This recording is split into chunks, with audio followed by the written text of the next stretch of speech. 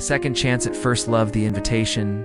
Emily Bennett stared at the cream-colored envelope in her hands, her name written in elegant cursive. Class of 2013. 10-year reunion. She hadn't planned on going.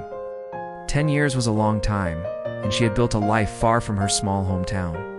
A successful graphic designer in Chicago, she had a comfortable routine work. Weekend coffee runs, occasional dates that never quite turned into anything meaningful. But something about the invitation tugged at her. Maybe it was the memory of Friday night football games, of stolen kisses behind the bleachers, of him, Daniel Carter, her high school sweetheart, the boy who had held her hand through every teenage heartbreak except their own.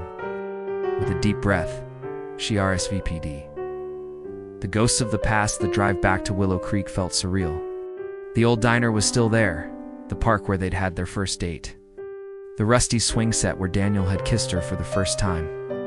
Emily checked into a small Badan breakfast, her stomach fluttering. What if he wasn't even there? What if he was married?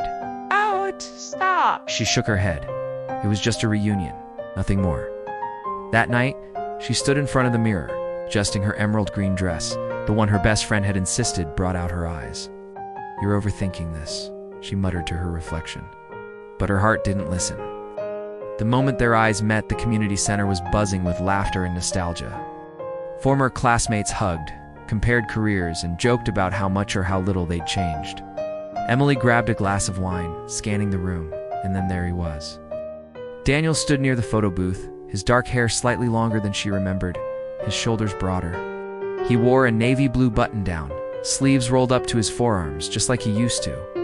As if sensing her gaze, he turned, their eyes locked.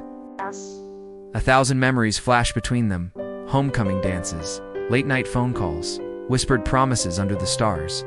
He smiled. Her heart stuttered. "The conversation you came." His voice was deeper now, but his smile was the same warm, familiar home. "So did you," she said, willing her hands not to shake. They stood there for a moment, the air between them thick with unspoken words. "You look incredible," he said softly. She laughed. "You sound surprised." "Not surprised, just happy." The way he looked at her, like she was still the girl he'd fallen formed, her chest ached. They fell into easy conversation, catching up on the years apart. Daniel was a journalist now, traveling the world, writing about stories that mattered.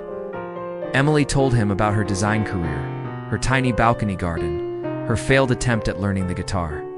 But beneath the laughter, there was a quiet tension. What if we hadn't let go? The walk home, the reunion wound down, but neither of them wanted to leave. "Walk with me?" Daniel asked. She nodded.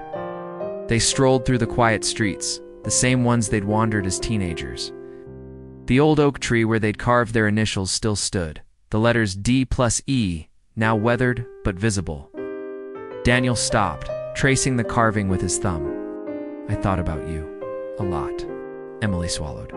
"Me too." He turned to her, his eyes searching hers. "Do you ever wonder if things could have been different?" Her breath caught. All the time. Silence stretched between them, heavy with possibility. Then, slowly, he reached for her hand, and just like that, 10 years disappeared. The second chance back at her B&B, they stood on the porch, the night air cool around them. "I should go," Daniel said, but he didn't move. Emily hesitated. "Or, you could stay for coffee." A slow smile spread across his face. "Yeah, I'd like that."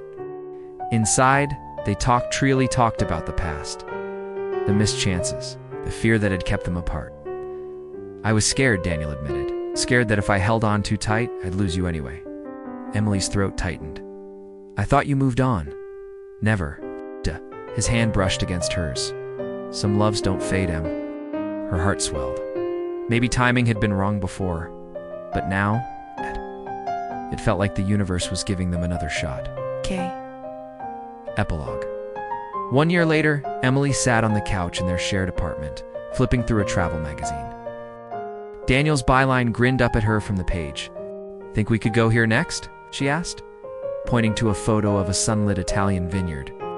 Daniel wrapped his arms around her from behind, pressing a kiss to her temple.